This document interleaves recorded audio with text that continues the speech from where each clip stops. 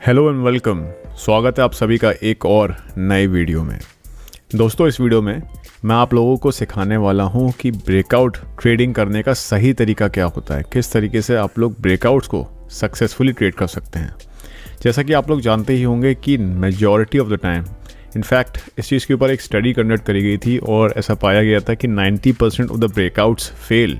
और यही वजह है दोस्तों कि ज़्यादातर जो नए ट्रेडर्स होते हैं खास तौर पे दे गो आफ्टर ब्रेकआउट्स। वो नई नई ब्रेकआउट ट्रेडिंग स्ट्रैटेजीज़ जो उनको यूट्यूब या इंटरनेट पे कहीं पे मिल जाती हैं, तो वो उसको फॉलो करने की कोशिश करते हैं and they and up making huge losses. तो इस वीडियो में मैं आपको बताने वाला हूँ कि किस तरीके से आप लोग ब्रेकआउट्स को ट्रेड कर सकते हैं और इस तरह की जो आप ये बड़े बड़े मूव्स हमें देखने को मिलते हैं, इनको आप किस तरीके से सक्सेसफुली चेज कर सकते हैं, किस तरीके से सक्सेसफुली इसमें आप ट्रेड ले सकते हैं। तो वीडियो को यहीं पर शुरू करते हैं।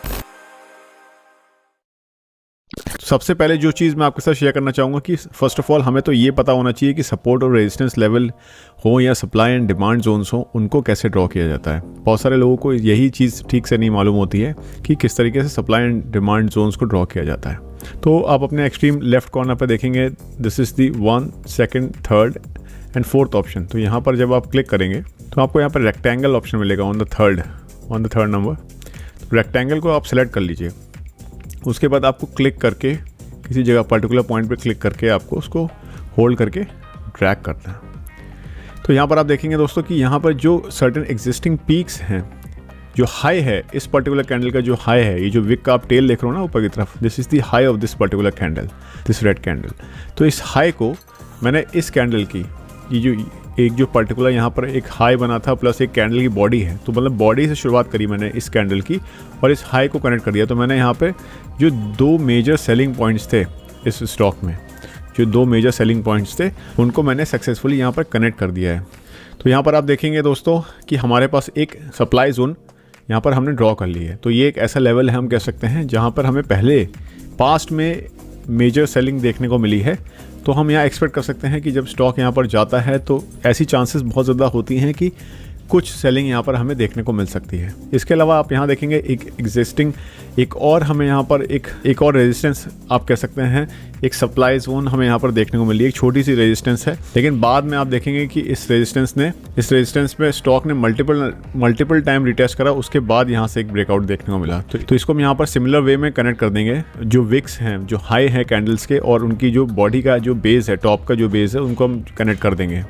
तो ये कनेक्ट करने के बाद हम इसको ड्रैग कर देंगे। अब यहाँ देखेंगे दोस्तों कि मल्टीपल टाइम स्टॉक ने रिटेस्ट करा और यहाँ पर सेलिंग आते हुए देखने को मिली, उसके बाद एक ब्रेकआउट आया। देन हम लोग लास्ट में सपोर्ट या फिर डिमांड जोन्स को ड्रॉ कर देंगे सब। तो यहाँ पर आप देखेंगे सेम कॉन्सेप्ट यहाँ पर भी अप्लाई होता है।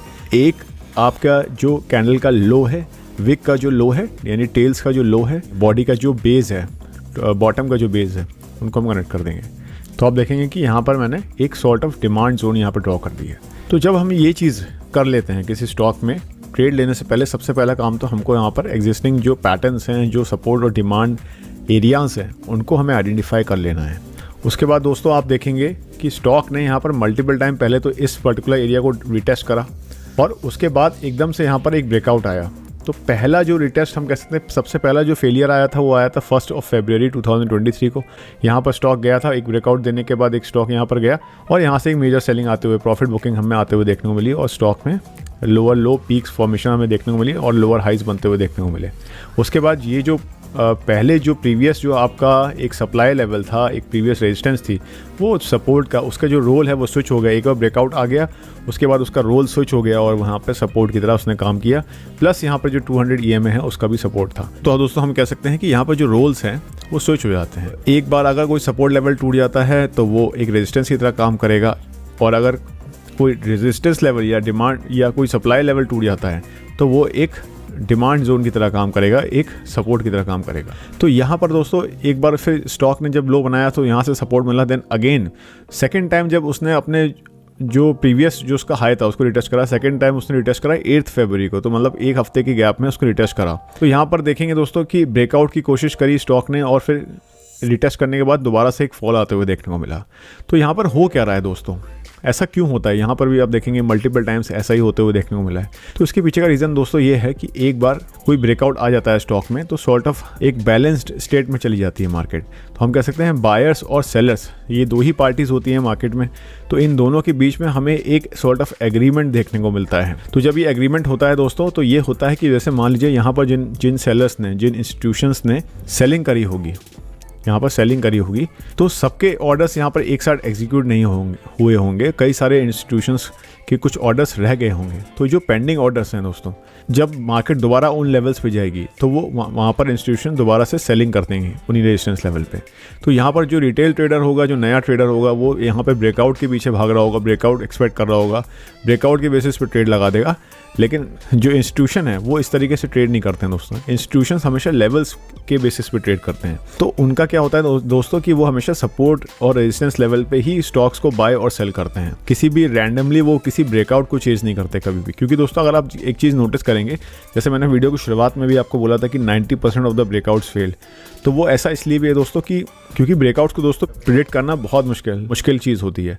आप यहाँ देखेंगे एकदम से यहाँ पे स्टॉक में बाइंग इंटरेस्ट आते हुए देखने को मिला। यहाँ वॉल्यूम्स में आप देखेंगे कि ह्यूज बम्प हमें आते हुए देखने को मिला, और उसके बाद इतनी तेज़ी से ये ब्रेकआउट आया कि इसको चेस कर पाना ही इतना ज़्यादा मुश्किल है कि किसी के लिए भी बहुत आसान काम नहीं होगा दोस्तों ये। और इसको कोई भी 100% प्रेडिक्ट नहीं कर सकता।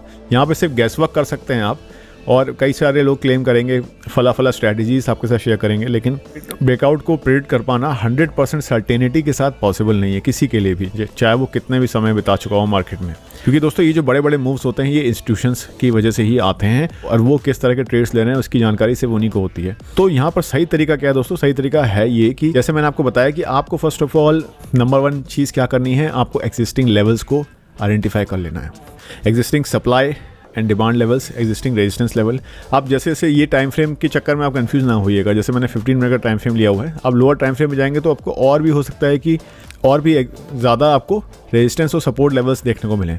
तो वहाँ पर आप अपनी एंट्री को और फर्दर रिफाइन कर सकते हैं। यहाँ पर आपने अगर देखेंगे कि हमें यहाँ पे sort of 5 minute time frame पे एक रेजिस्टेंस देखने को मिल रही है यहाँ पर, तो इस रेजिस्टेंस को दोस्तों आप यहाँ मार्क कर लेंगे तो आपके पास एक एग्जिस्टिंग, इन केस मान लीजिए आपको सेल करना होता तो आपके पास एक और लेवल यहाँ पर हो जाता to sell, to go short in this particular stock. जो सबसे सही तरीका होता है दोस्तों कि लेवल्स आपने एक बार आइडेंटिफाई कर लिए हैं, उसके बाद आपको ब्रेकआउट की बजाय दोस्तों आप कोशिश करिए कि आप जब स्टॉक टॉप पर जा रहा है, यानी कि किसी सप्लाई जोन में जा रहा है, तो वहाँ पर आप सेलिंग अपॉर्चुनिटी ढूंढिए।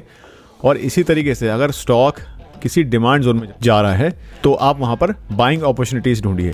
आप देखेंगे दोस्तों कि अगर मान लीजिए यहाँ पर आप वेट कर रहे होते कि हम यहाँ पे जब ब्रेकआउट आएगा तब मैं ट्रेड लूँगा, तो मान लीजिए सपोज आपने 419 पे ट्रेड लिया होता, आपने एंट्री ली होती, तो फर्स्ट ऑफ ऑल तो स्टॉक ने एक बार यहाँ ब्रेकआउट देने के बाद पहले तो अपना जो प्रीवियस सप्लाई था वो मैंने क्या बोला, रोल स्विच हुआ और ये सपोर्ट बना, ठीक है, सप्लाई जोन डिमांड जोन बना, यहाँ स्टॉक ने रिटेस्ट दिया, देखिए पूरा नीचे तक ये स्टॉक गया।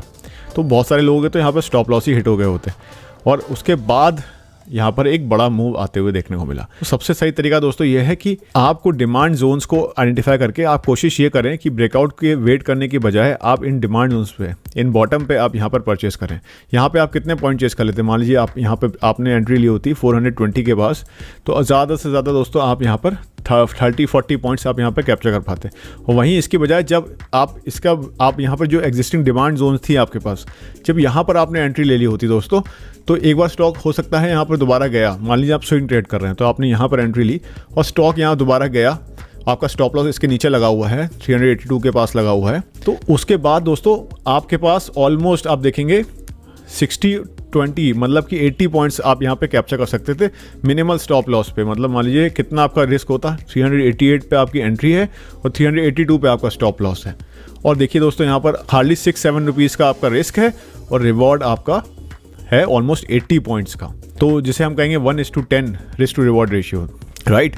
तो इतना ज़्यादा आप यहाँ पर सक्सेसफुली इस चीज़ को आप ट्रेड कर सकते हैं bye identifying these existing supply and demand levels. उसके बाद मान लीजिए आप अगर फॉर सम रीज़न आप मिस कर जाते हैं और ये ऐसा ब्रेकआउट आता है, क्योंकि वॉल्यूम इतना ज़्यादा इंक्रीज होगी, तो ये एक अच्छा कंफर्मेशन होता है, एक अच्छा इंडिकेटर होता है कि शायद अब स्टॉक में एक अच्छा मोमेंटम पकड़ने वाला है। तो जब ये वॉल्यूम यहाँ पे आई तो ब्रेकआउट को चेस करने का सही तरीका ये है कि एक बार जब ये ब्रेकआउट कैंडल फॉर्म हुई तो तुरंत अब ये जो क्लोजिंग प्राइस है ना यहाँ की, इस कैंडल की फर्स्ट ब्रेकआउट कैंडल की जो क्लोजिंग प्राइस है, डेट इज अराउंड 420। तो यहाँ पर आपको एंटर नहीं करना है, आपको वेट करना है कि या तो एक कंफर्मेशन कैंडल फॉर्म हो जाए, जैसे ये जो बिग ब्लू कैंडल है, this is the by candle.